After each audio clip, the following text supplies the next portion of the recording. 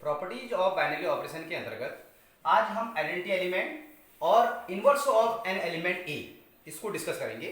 सबसे पहले मैं आइडेंटिटी एलिमेंट की डिफिनेशन यहाँ पर लिख रहा हूँ, उसको फिर उसके बाद समझाऊंगा आपको। ठीक है, आइडेंटिटी एलिमेंट की डिफिनेशन है given a binary operation star A cross A to A, an element E belongs to A if it exists is called identity element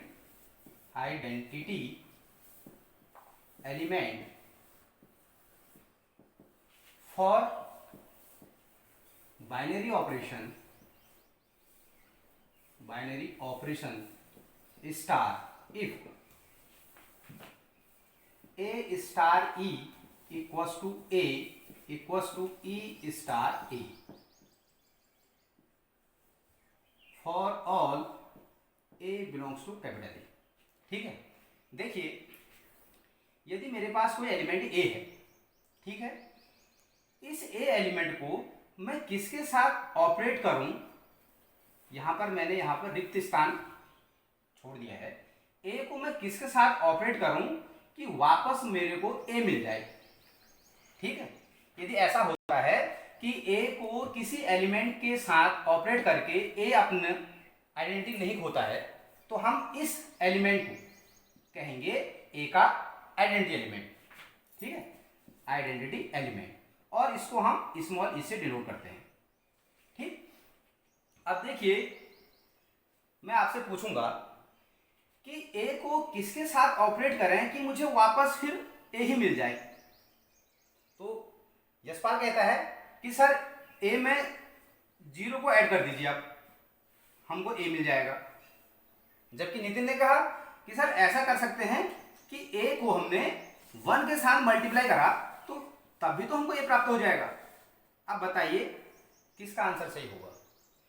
answer दोनों ही सही है, लेकिन डिफरेंस कहां पर है, सिर्फ ऑपरेशन अलग अलग है। ठीक है, यहां पर देखिए, यहां पर हम देख रहे हैं a प्लस 0 इक्वल टू ए और a मल्टीप्लाई 1 इक्वल टू ए, ये दोनों ही ट्रू है। यहां पर ऑपरेशन प्लस है, यहां पर मल्टीप्लाई का ऑपरेशन है।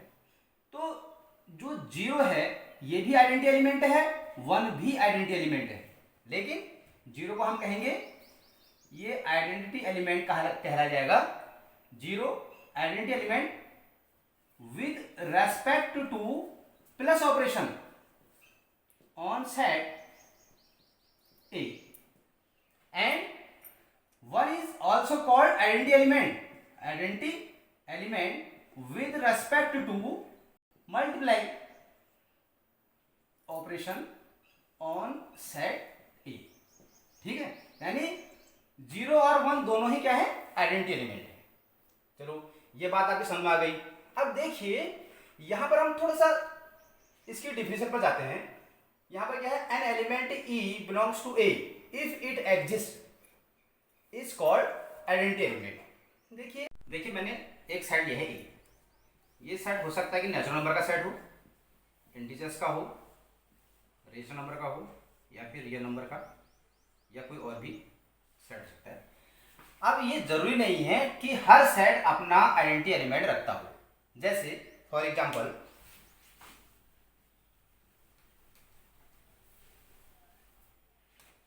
देखिए 2 का प्लस के रेस्पेक्ट में आइडेंटिटी एलिमेंट 0 होगा। 2 प्लस 0 इक्वल टू 2। अब आप जानते हैं कि 2 नेचुरल नंबर को बिलोंग करता है, जो इसका आइडेंटिटी एलिमेंट क्या है, 0। बट जो 0 है, 0 does not belongs to natural number. It means natural number के सेट में प्लस के रेस्पेक्ट में उसका आइडेंटिटी एलिमेंट 0, ये नेचुरल नंबर में नहीं होता। 0 does not belongs to natural number. ठीक है, बट मल्टीप्लाई के रेस्पेक्ट में इसका जो आइडेंटिटी एलिमेंट है 1, वो नेचुरल नंबर रखता है। और जो सेट ऑफ इंटीजर्स है, यहाँ 0 भी होगा और आपको 1 भी मिलेगा, यानी कि दोनों आइडेंटिटी एलिमेंट मिलेंगी। विद रेस्पेक्ट टू प्लस 0 होता है और विद रेस्पेक्ट टू मल्टीप्लाई 1। और रेशनल नंबर में 0 भी होगा और 1 भी होगा, वैसे रियल नंबर में 0 भी मिलेगा आपको, 1 भी मिलेगा। ठीक है, 0 आइडेंटिटी एलिमेंट किसके रेस्पेक्ट में होता है? प्लस के रेस्पेक्ट में, और 1 किसके रेस्पेक्ट में होता है? मल्टीप्लाई के रेस्पेक्ट में। ठीक है, अब देखिए मैंने आपको बताया कि हमने यहां पर एक लिखा प्लस के रेस्पेक्ट में आइडेंटिटी एलिमेंट 0, मल्टीप्लाई के रेस्पेक्ट में हमने आइडेंटिटी एलिमेंट लिखा है 1, हमने सब्ट्रैक्शन के रेस्पेक्ट में और डिवीजन के रेस्पेक्ट में आइडेंटिटी एलिमेंट की बात ही नहीं करी। ऐसा क्यों? इस पर गौर कीजिए। जो मैंने डिफिनेशन लिखी है, क्या लिखा है? A star E equals to A equals to E star A. इसका मतलब है कि ए और ई को हमने ऑपरेट किया, फिर हमने ई और ए को ऑपरेट किया, दोनों केसेस में हमको रिजल्ट सेम मिल रहा है ए, यानी यहां पर कम्यूटेटिव लॉ होल्ड हो रहा है। अब हम ये भी जानते हैं कि कोई भी सेट है, चाहे वो नेचुरल नंबर का सेट हो या इंटीजर्स का हो या रेशनल नंबर का सेट हो या रियल नंबर का सेट हो, कोई भी सेट है या उसके नंबर से हैं, वहां पर प्लस के रेस्पेक्ट में और मल्टीप्लाई के रेस्पेक्ट में जो कम्यूटेटिव लॉ है वो तो वहां पर होल्ड होता है। यानी ये जो ऑपरेशन है ये किसी सेट के अंदर कम्यूटेटिव लॉ का पालन करते हैं, बट जो सब्ट्रैक्शन है और डिवीजन है ये कम्यूटेटिव लॉ का पालन नहीं करते हैं। तो यह सिंपल सा है कि यदि ये कम्यूटेटिव लॉ का पालन करेंगे ही नहीं तो इनका आइडेंटिटी एलिमेंट भी उस सेट में एग्जिस्ट करेगा ही नहीं। For example A star B equals to B star A, देखो कम्यूटेटिव लॉ के लिए ये कंडीशन है। अब मैं स्टार की जगह पर ऑपरेशन ले रहा हूं माइनस, तो A star B equals to A minus B होगा। ठीक है, सपोज ए इक्वल्स टू मैंने 1 ले लिया, बी इक्वल्स टू मैंने 2 ले लिया, तब ए स्टार बी इक्वल्स टू हो जाएगा 1 माइनस 2 इक्वल्स टू माइनस का 1, and B star A equals to हो जाएगा 2 माइनस 1 इक्वल्स टू 1। अब यहां पर देखिए, since A star B does not equals to B star A, तो जो सब्ट्रैक्शन ऑपरेशन है हमारा वो कम्यूटेटिव का पालन करता ही नहीं है। उसी प्रकार से डिवीजन के लिए देखते हैं हम, फॉर डिवीजन ऑपरेशन यहां पर मैंने स्टार की जगह पर क्या लिख दिया है? डिवीजन लिख दिया है। तो ए स्टार बी देखेंगे तो हम, it means A is divided by B, तो कितना हो जाएगा? 1 is divided by 2 equals to half, and B star A equals to कितना हो जाएगा? 2 is divided by 1 equals to 2। ठीक है, तो यहां पर भी A star B does not equals to B star A. अब देखिए, हमने यहां पर देखा कि सब्ट्रैक्शन और डिवीजन ये दोनों किसी भी सेट पर कम्यूटेटिव लॉ का पालन नहीं करते हैं। ठीक है, इसलिए हम कह सकते हैं कि सब्ट्रैक्शन और डिवीजन के रेस्पेक्ट में किसी सेट में आइडेंटिटी एलिमेंट एग्जिस्ट नहीं होता है। ठीक है, अब आइए देखते हैं इनवर्स ऑफ एन एलिमेंट ये क्या होता है।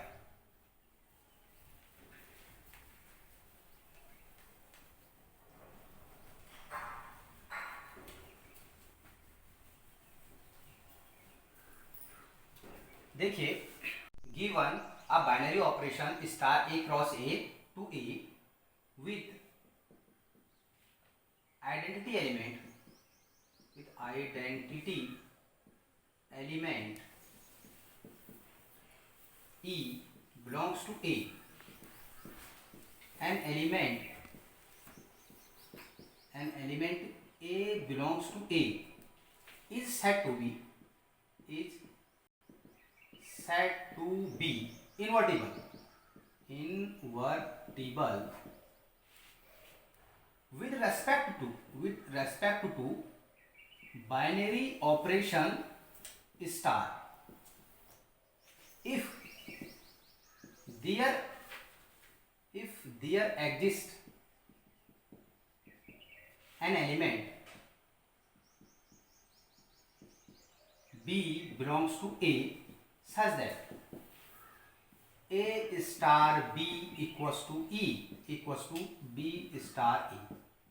देखिए यदि दो एलिमेंट इस प्रकार से हमने ऑपरेट किए, देखो ए स्टार बी लिखा है, और उनको ऑपरेट करने के बाद हमको आइडेंटिटी एलिमेंट मिल जाता है। क्या मिल जाता है? Identity element. या फिर बी स्टार ए किया हमने, यानी ए को बी के साथ ऑपरेट करें या फिर बी को ए के साथ ऑपरेट करें, दोनों कंडीशन में हमको आइडेंटिटी एलिमेंट मिलता है। तब हम क्या कहते हैं? बी को, बी इज कॉल्ड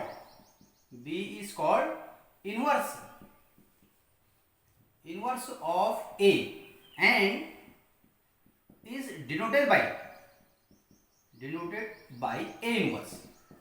ठीक है, यहां पर हम इस प्रकार से समझेंगे।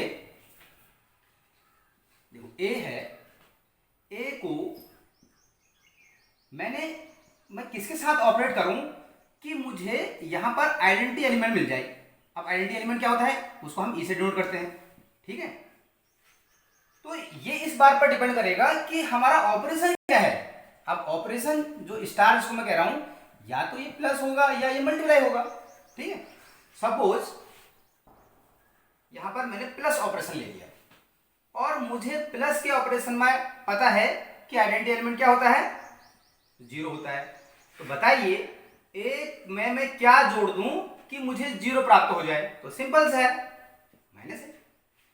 तो इस प्रकार से ए का इनवर्स माइनस ए होगा और माइनस ए का इनवर्स ए होगा।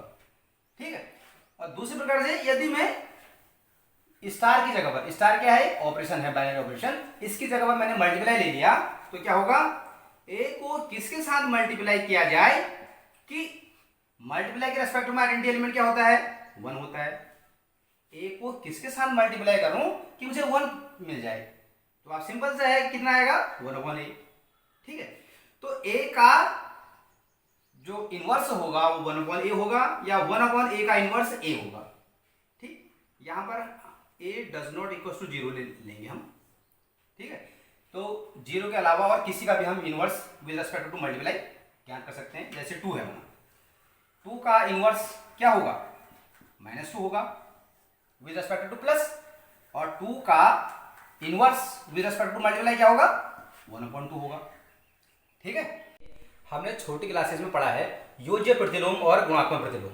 ठीक है, अब योज्य प्रतिलोम क्या होता है कि दो संख्याएं, उनको जोड़ने के बाद यदि 0 आ जाता है, ठीक है, जैसे 7 है तो 7 और -7 है ना, तो 7 में यदि हमने -7 को जोड़ा तो ये 0 आ गया, तो 7 का योज्य प्रतिलोम -7 कहलाता है।